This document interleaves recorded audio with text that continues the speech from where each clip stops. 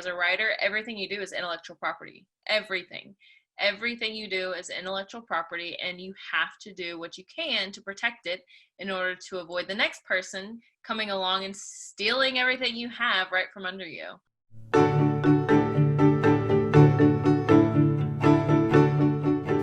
Eek. As a writer, those words made me cringe a little. We invest so much time and energy into our writing that it's hard to consider it might be taken from us. That's why I'm so excited about today's episode, How to Protect Your Writing. If copyrights and trademarks and legal things make your head spin, never fear, you're in the right place. We're going to break it down and help you determine some clear next steps to take good care of the words in which you've invested so deeply.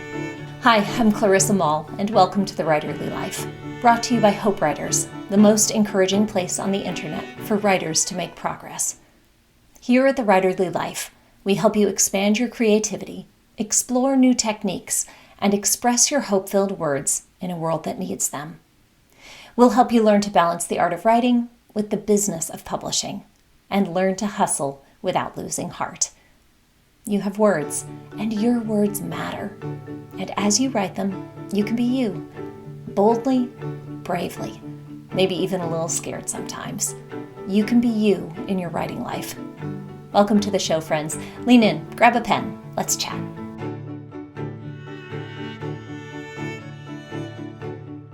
Whether you have a thriving writing business, a multi-book deal, or you just hit publish on your first blog post, it's important as a writer to understand the legal side of the writing life. While this episode doesn't substitute for specific legal advice, I hope you'll find encouragement as we talk together about how you can steward your writing and protect it from misuse. Our guest today, Andrea Sager, is a small business attorney for entrepreneurs. She helps them protect everything from their brand names to their courses and blog posts, and she's the perfect person to guide us as we determine how best to protect the words we've published. Lean in as Andrea tells us more in this Hope Writers Tuesday teaching with host Brian Dixon. Many of our writers are coming from sort of the inspirational faith-based space. They don't love the idea of having to protect their intellectual property. They just want to write. So what would be the first thing that you'd say to them? They came up with a Bible study or homeschooling tips for moms, and they just started a blog and they just got going. What would be one of the mistakes maybe they've already made when it comes to protecting their own intellectual property? That's a loaded question.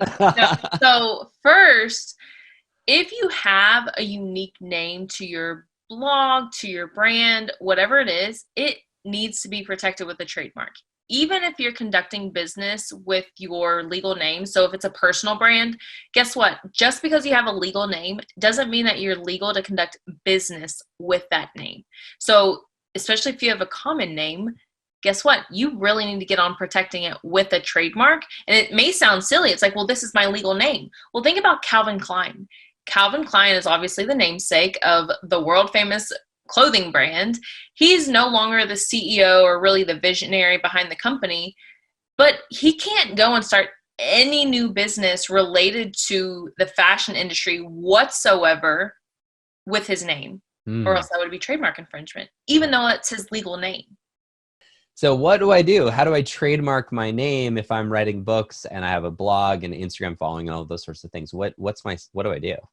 Yeah, so the first step is the trademark search. And that's not just searching Google, not searching social media or the trademark database. It's a comprehensive trademark search with an attorney to make sure that there's nothing similar out there, because trademark infringement doesn't just occur when it's the same exact name. It occurs when there's anything similar. And that means any name similar to yours that's doing similar things as you. So selling similar goods or services. Right. So as an example, my brand name, my full brand name is Andrea Sager Law. If there's an Andrea Sager Legal, that's trademark infringement. If it's the Andrea Sager Law Firm, that's trademark infringement. If it is Andrea Sager spelled differently, that's trademark infringement. Andrea Seeger, anything like that, anything similar to where my clients may be confused, not even if they are confused or not, but if they might be confused, that's trademark infringement. I love it. If they may be confused, that's really the point of this whole conversation, right? Is like, for example, one of our co-founders, Emily Freeman, she goes by Emily P. Freeman because there's another Emily Freeman, and they write some, there's some overlapping content, but there's some divergence as well, and there's things that the other Emily has said that our Emily would never say, and so to see like people will get them confused, and so what would be like the long-term danger of that if you didn't trademark your name? Like, what's the worst case scenario? Because I know some of our writers are going, come on, can I just write words that matter? Why do I have to think about all this stuff? Like, what would be like the worst case scenario? So you may have to, not that it may be the worst case scenario, but you may have to use a pen name. Maybe you've created this whole brand after. So just an example, I have a client. I've had clients at every stage of business have to rebrand because they didn't trademark. Worst case scenario was one client who had been in business for 10 years, never trademarked. Then she came to me because somebody was using the same name as her and it was causing confusion. I said, okay, no problem. We'll get started. And come to find out, there was a third party that had the name and they trademarked it. And even though my client was in business first, they completely lost the rights to their name because they never took the time to trademark until 10 years later. And by that time, it was entirely too long. So think about the whole business that you have after 10 years. You have the client, you have the audience, the email list, all the things after 10 years, and you essentially have to start from scratch because people don't know if they're going to trust your new brand name, if you have a new pen name. Like, trust me, I've done rebrands a million times, and no matter what, they suck every single time. Right. Okay. So Hope Writers, we're not here to scare you. We're here to help. Okay. Yes. We want to inspire you and encourage you to move forward. And we also want to make sure that we educate you. And that was the number one reason we reached out to Andrea, just to say, like, help us clear up some confusion and so that you can move forward in confidence. So we believe clarity is kindness. And so we want to provide some clarity for you when it comes to intellectual property today. Everything that you create on a day-to-day basis, that is protected with a copyright. And you do have copyright protection the moment it's created. So you don't have to have the registration, but having the registration up front is very beneficial. So copyright and trademark, we've kind of talked about that. Copyright is it's automatically copywritten because you wrote it and it's your own original work. Trademark, just to clarify, trademark is you go through a process and it's just registered. Go ahead. Yeah, trademark, you go through a process, it gets registered, and then therefore you have the right to use that name or that brand within that industry. And if anybody else starts to try to use it or there's confusion in the marketplace, you can actually have your attorney send a letter to say, take that down, don't do that, and even say, this has cost our client, money, and so therefore we are requesting the settlement. That's a nice way to say it. We're requesting, because that could get pretty ugly too, I'm sure. Yes. Okay. Yeah. So get your registration. Yeah. And it's going to sound, it'll feel weird. Right. Just getting into that practice. But once you get used to it, it's a no-brainer because if you DIY, the filing fee for a copyright is $55. So it's very low cost. Takes 20 minutes to file the application, and then the Copyright Office is very random. Anywhere from a month to 7 months later, you'll receive the registration, as long as it's an original work. Now, I think you said there's a lot of bloggers as well. Yeah, that's right. So if you're a blogger and you have quite a few blog posts, and I'm sure you're sitting there and you're like, oh my gosh, I don't want to file every single blog post. Well, the good thing about blog posts is you can file those in bulk, and you file everything up until, maybe you go to file today and you file everything published up until today. And for our clients, we'll do it every 6 months, every 12 months. And between that window, we file everything they've published. So you don't have to file every single blog post. Okay. So I looking through the comments here, there's a little bit of confusion about the difference between copyright and trademark. Can you just kind of break down what's the main difference between copyright and trademark? For sure. So trademark is your branding. Think anything that identifies your brand. So your brand name, your logo, your slogan, those are the big three.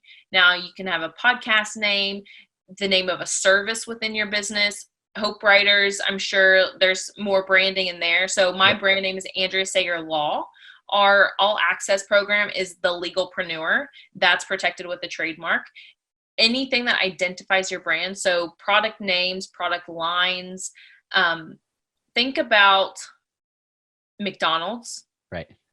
McChicken, McNuggets, all of that's protected with trademarks. Mm-hmm. I don't know if any of you ladies go to Dry Bar at all.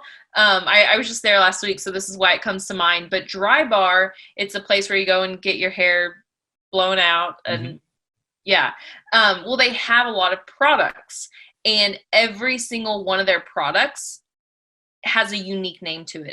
And every time I go in there, I love it just because it's like a trademark attorney's dream. Like every product has this very unique name, has like no meaning to it until it was on that product. I'm like, oh, this is awesome. So think about everything you're creating within your business.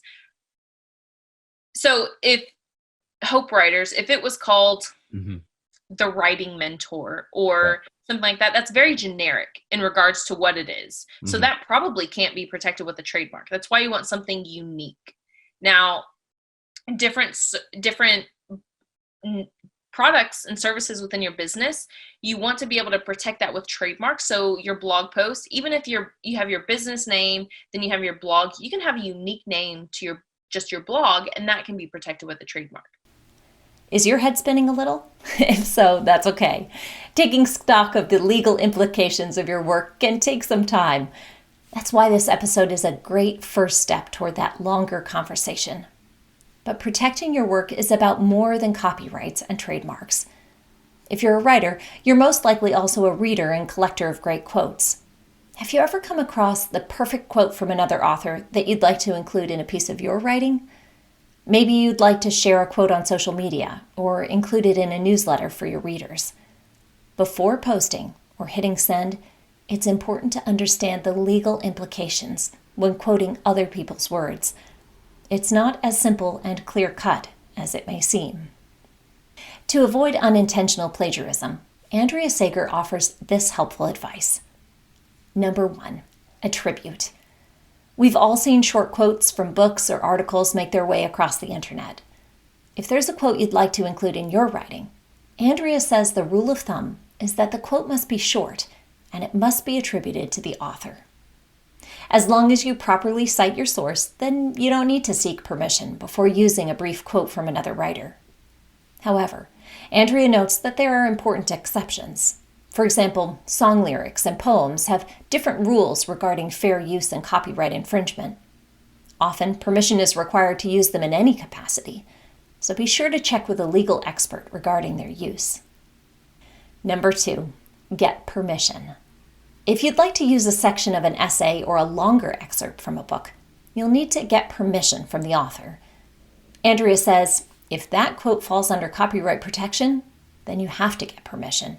You need to have a license to use that quote. If an author grants permission to use their quote, it's important to use it exactly as requested. The license only grants permission for the exact request being made. Number 3, do your research. It's likely safe to use a few short attributed quotes within your work, but make sure that it falls under fair use, especially if you're using the quote in a product you're selling, like a book or a course. It's wise to research the potential legal issues by consulting with a legal professional before including another author's words within your own writing. Navigating the legal waters of your writing life can feel like crossing the Atlantic in a rubber raft. But while the ocean may feel wide and deep, it doesn't need to overwhelm you. You can take steps to protect your work and yourself as you invest in your writing and seek to reach your readers with your messages of hope. As you take charge of the business side of your writing life, I'm convinced you'll see the value of your writing more clearly, and you'll be empowered to share your words more boldly. Let's listen to Andrea one more time. I may sound scary, but the thing is, don't let this scare you and run away from doing the legal things or run away from doing your business or whatever. Yeah.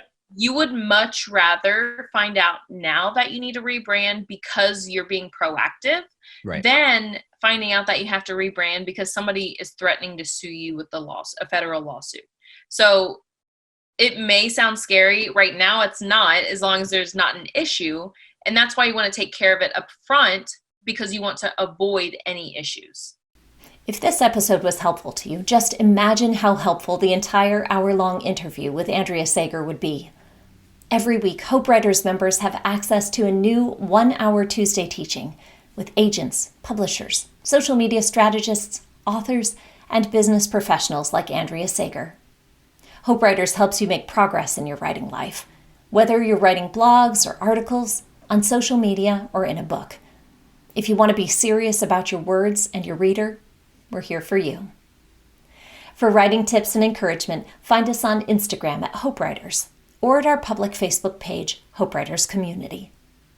Last, a final word from author Stephen King. Talent is cheaper than table salt. What separates the talented individual from the successful one is a lot of hard work.